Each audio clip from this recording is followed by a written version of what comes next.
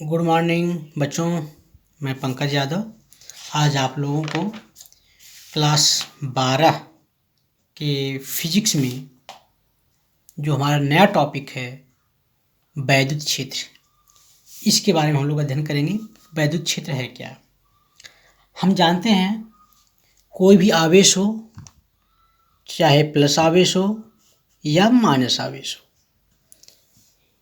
अगर कहीं रखा है उसके आसपास कोई अन्य आवेश सजातीय या विजातीय रख दें, जैसे प्लस आवेश है, इसके आसपास कहीं भी सजातीय या विजातीय आवेश या इस प्लस आवेश के आसपास में कहीं एक दूसरा प्लस आवेश रखेंगे तो जो दूसरा प्लस आवेश है इस प्लस आवेश के कारण एक बल का अनुभव करता है।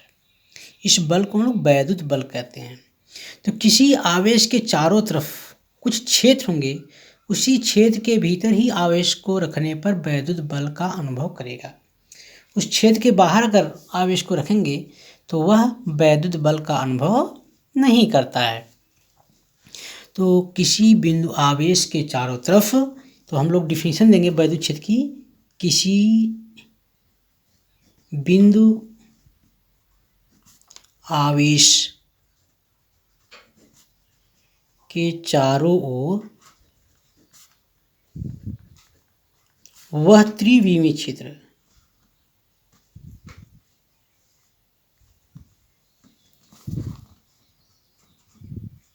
किसी बिंदु आवेश के चारों ओर वह त्रिविमीय क्षेत्र जिसमें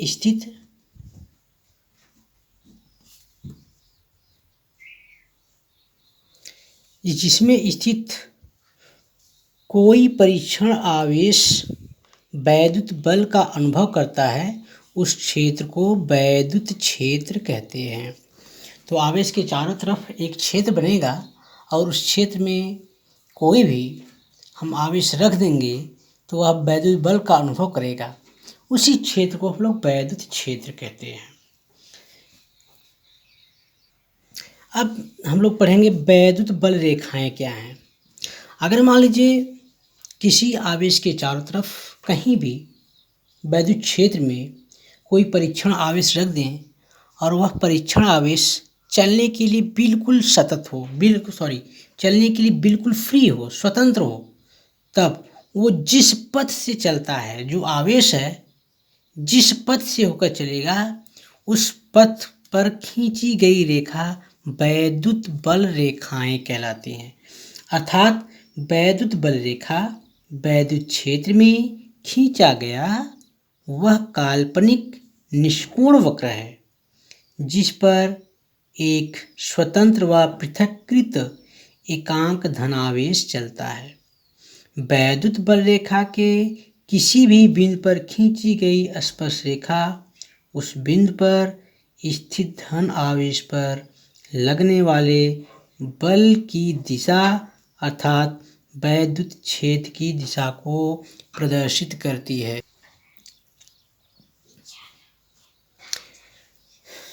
चलिए इसके बाद हम लोग नए जो अगला हमारा टॉपिक है, इसी में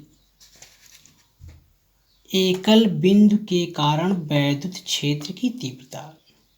कोई एक सिंगल आवेश है, उसके कारण उसके समीप किसी बिंदु पर वैद्युत क्षेत्र की तीव्रता के लिए क्या फार्मूला है, उसे हम लोग कैसे ज्ञात करेंगे। बिंदु आवेश के कारण उत्पन्न वैद्युत क्षेत्र की तीव्रता, intensity of electric field due to a point charge. मान लीजिए कि प्लस क्यू एक आवेश है, कोई बिंदु आवेश है, और इससे हम लोग वैद्युत क्षेत्र की तीव्रता, ये भी एकांक बिंदु आवेश के कारण वैद्युत क्षेत्र की तीव्रता पढ़ने से पहले सबसे पहले वैद्युत क्षेत्र की तीव्रता के लिए हम फार्मूला या उसकी डिफिनीशन देखेंगे कि वैद्युत क्षेत्र की तीव्रता की डिफिनीशन क्या होती है। तो पहले हम लोग उसकी तीव्रता की डिफिनीशन पहले देखेंगे। वैद्युत क्षेत्र की तीव्रता क्या है? किसी वैद्युत क्षेत्र में एकांक परीक्षण आवेश पर लगने वाले वैद्युत बल को उस बिंदु पर वैद्युत क्षेत्र की तीव्रता कहते हैं। मान लीजिए यहाँ पर कोई परीक्षण आवेश प्लस क्यू रखा गया है। इस बिंदु ए पर हमको वैद्युत क्षेत्र की तीव्रता ज्ञात करनी है। तो बिंदु ए पर कोई परीक्षण आवेश क्यू नॉट हम रख दें, क्यू जीरो रख दें, तो इस परीक्षण आवेश प्लस क्यू जीरो पर जो भी वैद्युत बल इस प्लस क्यू के कारण लगेगा, उसी वैद्युत बल को हम लोग वैद्युत क्षेत्र की तीव्रता कहते हैं। तो इसकी डिफिनेशन होगी एकांक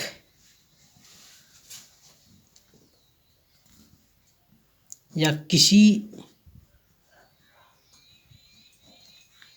विद्युत क्षेत्र के किसी बिंदु पर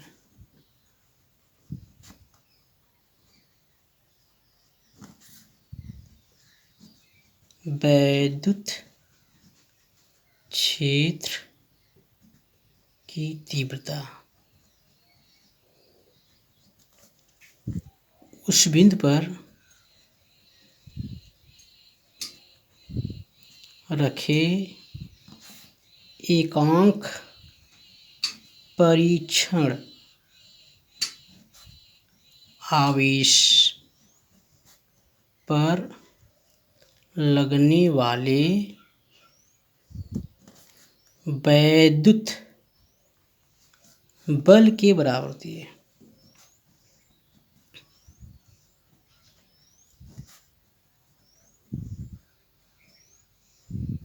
अगर मान लीजिए कोई वैद्युत क्षेत्र है, उसमें क्यू नॉट आवेश रख दिया जाए और इस पर एफ बल लग रहा है। याद रखेंगे, किसी वैद्युत क्षेत्र में क्यू नॉट आवेश रखने पर इस क्यू नॉट आवेश पर बल एफ लग रहे हैं, तब एकांक आवेश पर लगने वाला बल एफ अपान क्यू नॉट होगा। इस एकांक आवेश पर लगने वाले बल को ही हम वैद्युत क्षेत्र की तीव्रता कहते हैं। तो वैद्युत क्षेत्र की तीव्रता के लिए फार्मूला हो गया E = एफ अपान क्यू या एफ अपान क्यू नॉट। चूँकि वैद्युत चूँकि जो बल होता है सदिश राशि है और क्यू अदिश राशि है, इसलिए वैद्युत क्षेत्र की तीव्रता E भी सदिश राशि है। वैद्युत क्षेत्र की तीव्रता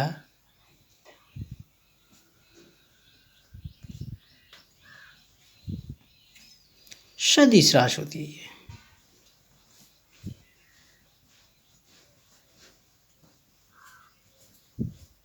तो हम इस पर वेक्टर का सिंबल लगा सकते हैं। मात्रक बल का मात्रक न्यूटन होता है, आवेश का मात्रक कूलाम होता है, इसलिए वैद्युत क्षेत्र की तीव्रता का मात्रक न्यूटन प्रति कूलाम होगी। और अगर बीमा की बात करें तो ई की बीमा निकालना है तो हम लोग ऐसे कर सकते हैं, ई की बीमा बराबर एफ की बीमा अपॉन क्यू की बीमा। एफ की बीमा होती है M L T minus 2, Q की बीमा होती है ए टी। इस प्रकार से हम लोग इसको सॉल्व करेंगे। जगह एम एल टी माइनस 3 ए माइनस 1। तो वैद्युत क्षेत्र की तीव्रता की बीमा होती है एम एल टी माइनस 3 ए माइनस 1। अब हम बिंदु आवेश के कारण वैद्युत क्षेत्र की तीव्रता की गणना करेंगे। मान लीजिए कोई आवेश है प्लस क्यू कहीं पर रखा है, इसके कारण इससे आर दूरी पर कोई बिंदु है पी, इसी बिंदु पी पर हमें वैद्युत क्षेत्र की तीव्रता ज्ञात करनी है। तो बिंदु पी पर वैद्युत क्षेत्र की तीव्रता ज्ञात करने के लिए बिंदु पी पर एक हम आवेश परीक्षण आवेश Q0 रख देंगे और अब इस Q0 पर प्लस क्यू के कारण लगने वाले बल की गणना करेंगे। तो कूलाम के नियम से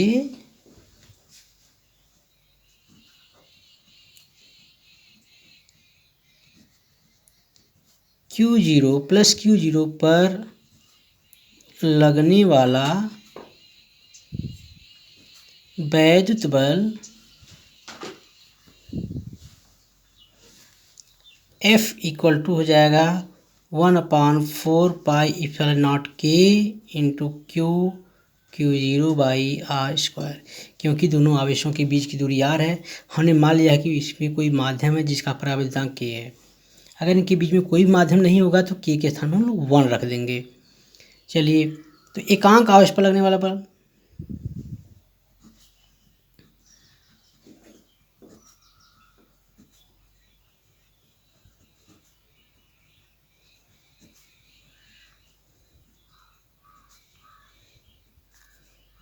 F/Q0 हो जाएगा 1/4πε0K Q/r²।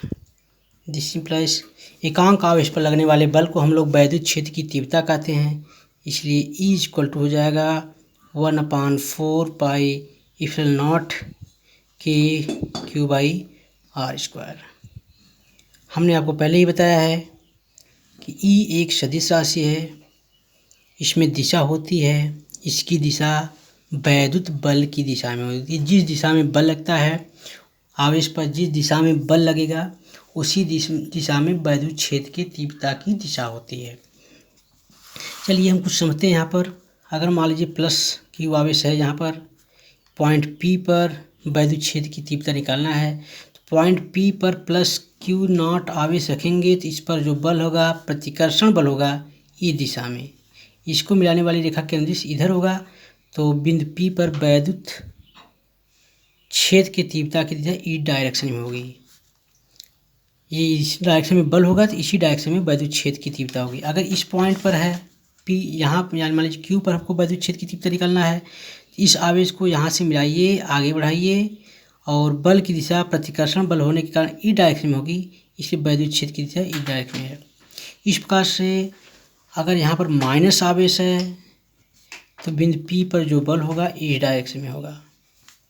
तो हम लोग ऐसे भी समझ सकते हैं बहुत सिंपल कि अगर प्लस आवेश है तो वैद्युत क्षेत्र की तीव्रता की दिशा हमेशा प्लस आवेश से दूर की तरफ होती है, ई डायरेक्शन में।